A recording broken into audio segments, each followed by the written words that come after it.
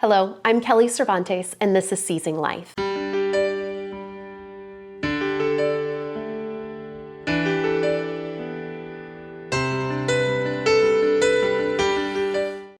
Today, I'm joined by Joanne Guthrie-Guard. She is a mother and advocate who helped push forward legislation in Illinois to prevent insurers from changing the terms of prescription drug coverage in the middle of the year when consumers are already locked into their plans. When the insurer changed the coverage for her daughter Erin's epilepsy medications, she was forced to take a new med or pay $10,000 for the original med. With few options available to them, Erin tried the new med, but the side effects were so severe that Joanne feared for her daughter's safety when sending her to school. Eventually, Joanne was able to work with the insurance company to get the treatment her daughter needed covered. But this process took months. With the help of the Epilepsy Foundation of Greater Chicago, Joanne was able to be the face and voice of Illinois House Bill 4146, culminating in its successful passage into law. Joanne, thank you so much for coming and chatting with us today. I am always thrilled to be joined by another supermom. Well, thank you. So I want to start by getting your story. How did epilepsy enter your life? Well, when Erin was eight years old. And Erin is your daughter? Is my daughter. That is actually when she was first diagnosed, but we think that possibly she was actually having what are called absence seizures or staring seizures for maybe even a year in advance. And then that culminated into a big, what they call grand mal seizure when she was in school. Once she was diagnosed, we started her on, of course, they start with one medication. Mm-hmm. And as probably 99% of the parents out there with children or even adult onset epilepsy, it almost never works with the first one or the second one or the third one. So we went on a journey of 4 years before we found kind of a cocktail of medications that didn't keep her seizure free, but kept her fairly controlled, where maybe she'd only have, 2 or 3 a day, which she was in school and they would happen in school, and she would get through the seizure and then go on with her day. But it took us 4 years to find that, which I know that's a lot of people with those specialized conditions, not just epilepsy, but a lot of different conditions. When you find that medication that works for you, you don't want to lose it. No. You don't want to lose it. So we were on a good trajectory for a while. And then when she got into high school, she started having very bad dizzy spells, like vertigo, where she was nauseous. Her legs, she said, would feel like noodles, where she couldn't even stand up. It would put her down for probably about 2 to 3 hours. Oh my gosh. And if it happened when she was already in school, she would go to the nurse's office, lay there for a couple of hours, and then go back to class. Sometimes it would happen on her way to the bus. Sometimes it would happen even before she left home. And this went on for probably about 6 or 7 months. And when the doctor then said what they felt was happening was one of her medications was being metabolized differently now. The body goes through changes when you become Puberty. A teenager. Uh-huh. So now you're dealing with how is the body reacting to what had worked for like 6 years. And so we had to deal with it. We couldn't change the medication, so we just had to deal with this side effect, and sometimes missing school completely, and then sometimes missing maybe just a couple of hours in the morning. Okay. But we were more for trying to get the seizure control. So that's the tough thing as a parent too. Yeah. Are you willing to deal with the side effects that are keeping them from having too many seizures, Or do you not give them that medication because of how it makes them feel, but now you're dealing with the seizures? The age-old quality of life question. Exactly. And finding that magical balance. And most of us don't find that balance, that you're almost kind of, you're just sort of fudging along the way, and every day is a little bit different. You really don't know what the day is going to bring to you that day. But what happened was when she was in high school was that same medication, the pharmaceutical company came out with an extended version. So, or an XR, extended release. So it would have a coating on it that then the coating would just kind of wear away after she took it, and the medication was put into her system at a slower rate than just taking the tablet that she was taking. I called the doctor as soon as I saw the extended release came out, because I think I knew before he did almost. Super mom. And he said, absolutely, let's try it. Wrote a prescription for it, and the day Erin started taking that extended release medication is the day her symptoms stopped. Wow. She was it was back the in exact class same again. med she was on before. It was just a slightly different delivery system. Yes, exactly. And it worked phenomenally. And so, of course, we were very happy. And about 3 months in, I get a letter from the insurance company saying that they are no longer going to cover the extended release and that she had to go back to the tablet version. The issue, though, with that is that there was no generic for it. So it's not even that I could say, well, why don't we try the generic? So what was the insurance company's reasoning? There really wasn't a reason. I knew that it was very expensive. And so when I did look into, well, what would it cost for retail for it? And it was $10,000 is what it would cost us for each prescription. Because that's reasonable. Of course. Since I didn't have $10,000 laying around just begging to be spent, Why not, Joanne? we had to go back to the other medication. So you have to go back to this med, which is, the side effects are frankly dangerous. Absolutely. So you call the insurance company and they just say, nope, sorry, there's nothing you can do. Nope, sorry. Yep. And when the symptoms came back again, it's one of those things where then, as a parent, and as an advocate, you have to be the voice. And I think there's a difference between, someone that comes in as like a bull in a china shop, right? I would say in a lot of these cases, but I don't think that you need to come in and be all meek and timid and ask that way. I really think that there's a balance between the two. And I think that that's where I've also learned that I am the squeaky wheel, but I don't do it to the point where people are, shutting me out. So I think that if you go in and you're educated, educate yourself on things, make sure that you know what you're talking about. And I went into our doctor's office, which I really encourage people to really use their medical community. Use your nurses. I mean, you know how amazing they are. And they know a lot. They see a lot. And I think that, so what I did is I went into and talked to our epileptologist nurse, and I said, this is not acceptable. I'm scared for Erin. There's got to be something that we can do. And so she actually wrote a letter and appealed to the insurance company. Now, the first appeal came back rejected. And so then what do? You go back a second time. Yeah. And again, the argument was that it is putting her in danger. Her safety is our utmost concern because of falling, maybe going downstairs where she's dizzy and she can't catch herself.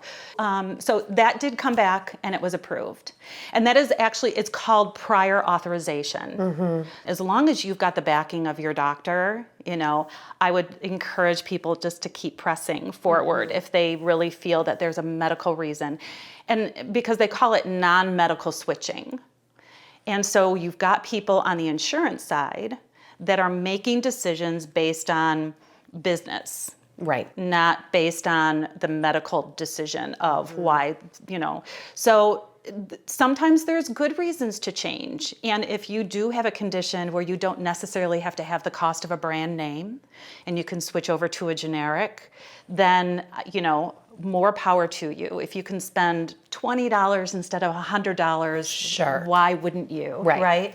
So, but I think that what's difficult is that the people that are making those decisions behind the scenes are not making them based on what the medical decision is for why that person is taking that drug, especially in situations where they've maybe spent years going through multiple different types of prescriptions to figure out what that one is that works. And now you have someone telling you after your 4-year search, we're not covering that anymore. And, in the middle of your contract with this insurance plan. So it's not like you can get out of it and switch to a new insurance plan. You're caught between a rock and a hard place, and especially with the way the medical care works now, like with Obamacare, where people are actually purchasing their own insurance policies.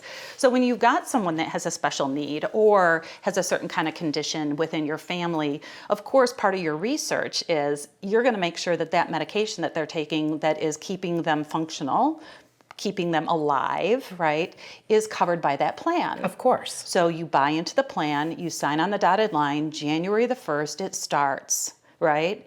You're now locked in until open enrollment and the next January the 1st. And you get a letter in March that says, as of July the 1st, we're not covering your medication anymore. So what happens?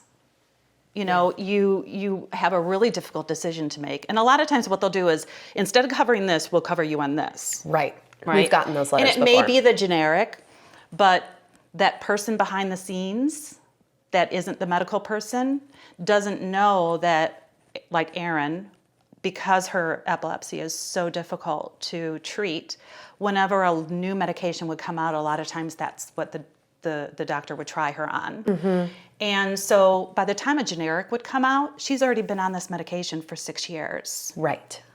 I'm not switching her if it No. works. No, I'm not of course switching you're her not. if it works. So again, those people that are back there that are going, oh, there's a generic for this now. That's the one you need to take. Yeah. And so a lot of times what they'll do too is they'll change the tiers.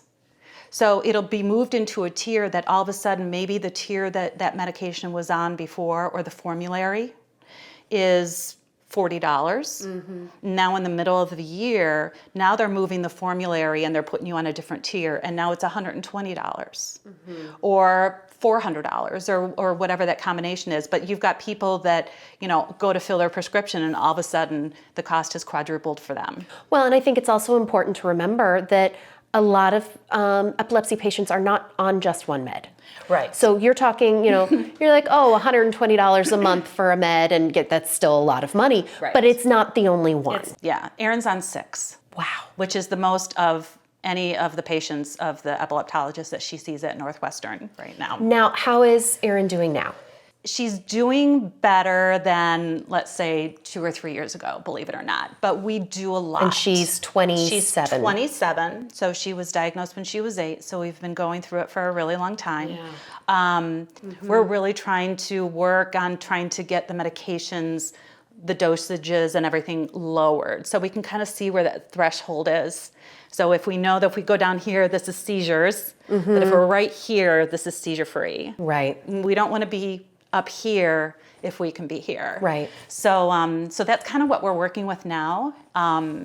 We're at the point now too where she's kind of embracing, even after all these years, she's embracing, you know, also being an advocate, you know, and there was a time where it was just a dirty word to her, and I couldn't have a conversation with anybody about her epilepsy without really upsetting her.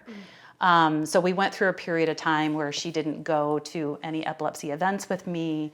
She didn't do any of the educational things that I like to do and learn. You know, she didn't want any part of it. And I would say probably about 4 years ago, she started kind of embracing it. And I was very proud of her this year when we had the opportunity to get involved in the bill. Yeah. And she stepped up. She sure did. So I really want to talk about that and how that came about. So you had this experience eventually with assistance from your doctor's office, you were able to get insurance to cover that med. One of the medications she takes is still that same medication. It's amazing. Yeah. So how does that experience translate into the legislation that you helped pass? What started that journey? It was started with the House bill, and there was actually a representative, Laura Fine, who this happened to her husband. So it was kind of when they changed the formulary in the middle of the year and he went to pick up his medication and the price had quadrupled. She was like, this isn't right. So she was the one that sort of spearheaded and wrote the bill. Bipartisan from both sides of the aisle, lots of support from both sides. So there was a medical coalition in Illinois that was put together of all these different medical organizations. So the Epilepsy Foundation, the Arthritis Association, the Heart Association, because these are all conditions where they're very dependent on medication and sometimes very specific medication. So they kind of had this medical coalition, and they contacted the foundation and they said, hey, do you know of any families that may have gone through this that would be able to tell their story? And so when I got the phone call, it's kind of like, you and Erin have gone through so much. So I kind of figured that you guys have probably gone through this. And it was like, as a matter of fact, yeah. And so they put me in touch with this Tribune journalist, writer. And they did an article, and it included the information about the House Bill 4146 and what the issue was and what had happened, to us. And then I went down to Springfield and went to the House committee. I didn't get to testify, but I did go down, show support, and I did write up a little thing about Erin, and so they did actually tell her story, what had happened with us. And it went through and was passed on the House floor, which then goes over to the Senate.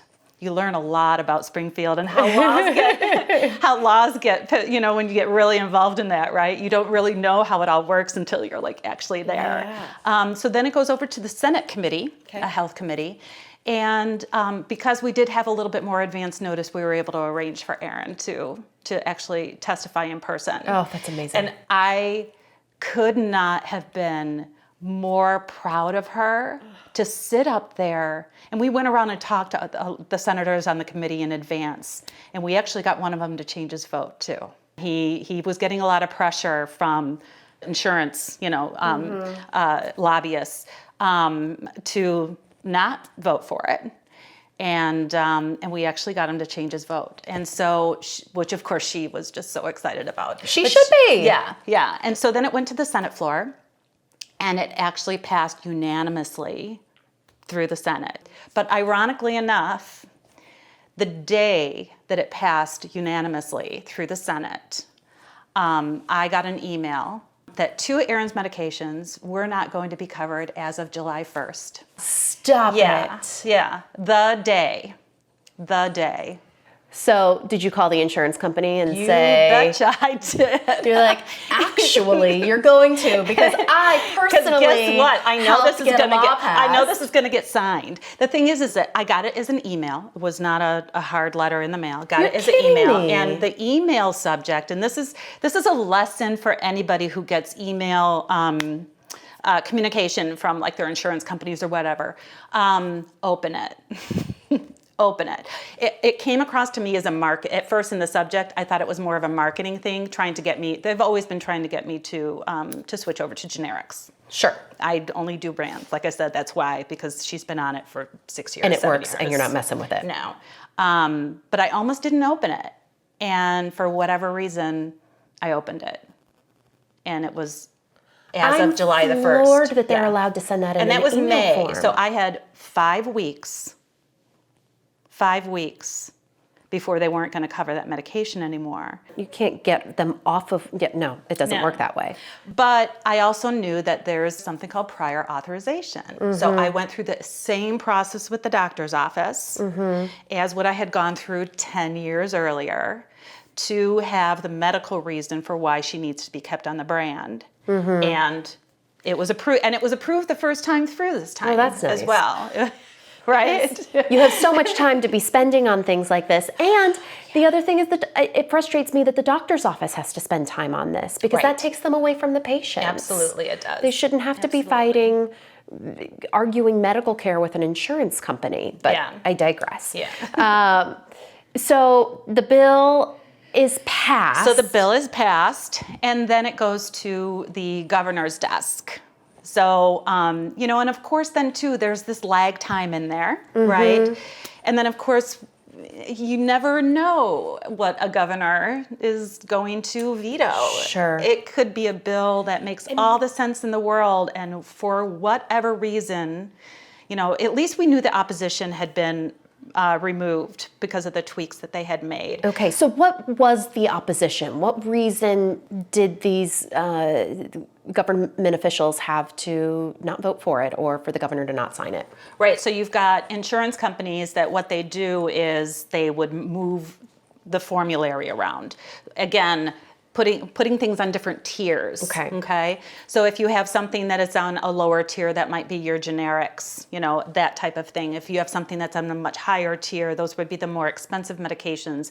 So the whole thing about them being able to, again, mid-year, be able to move things around tiers, that was a big part of it. You can't change someone's coverage in the middle of the year. So by what they now are able to do is they would still have to make the offering. So in the mid-year, they would be able to move a tier at the beginning of the next year. They would be able to move around the formulary. So you might still get an email in May that will say, we're no longer covering this medication for Adelaide, but now you've got until January the 1st to be able to find that replacement or go through the prior authorization and that type of thing. So you're not under it buys you tons of time. And if the insurance, you go through all of it and they're still not going to cover it, which is usually if you fight and you go, you can usually win if you're, stick your feet in. But then and you can start hunting for the next insurance company. For the next insurance company, exactly. What advice do you give to patients or caregivers out there who see a legislative concern in their community? I know that the House bill that you were a part of came to you, right? But having been in this world. For the patient, the parent that wants to get into political advocacy, what avenues do you recommend? I think first, do get involved in foundations and organizations, because typically they will have like a lobbying group or an advocacy group, or that maybe they haven't employed on their staff, someone who just does Springfield advocacy or DC advocacy. So I think tapping into those people to see maybe what kind of legislation there might be out there where maybe you can add something to it. Or even just learning what's out there, so that if you know that it's a bill that's in Springfield, maybe it's already a bill that is, in a committee somewhere, then find out who's on that committee. Yeah. Pick up the phone and call them, especially if it's your own, if it's your own representative or if it's your own senator. They will listen. They really will listen. And you are their constituent, and you're a vote. And every legislator that is in Springfield, you have a senator who lives in your area or has an office in your area, and then you have a representative who is also in your area. So they keep offices in both places. And when Springfield is not in session, when the General Assembly is sort of off, which you can go online to find out what their schedule is, so you know exactly when they're not in session. But when they're not, they're usually keeping office hours locally. So your representative typically might be much closer to your home, because they cover a smaller area, and then your senator covers a much larger area. So their office may not necessarily be like right in your community. Sure. But that's where I would go. I would find out when are they going to be in the office, and I would make an appointment. Make a 15-minute appointment to go in and introduce yourself, and then let them know about maybe some concerns that are happening in your life that with prescriptions or with anything that would be going on, because it's their job to know what the issues are in their own area and with the constituents that are around.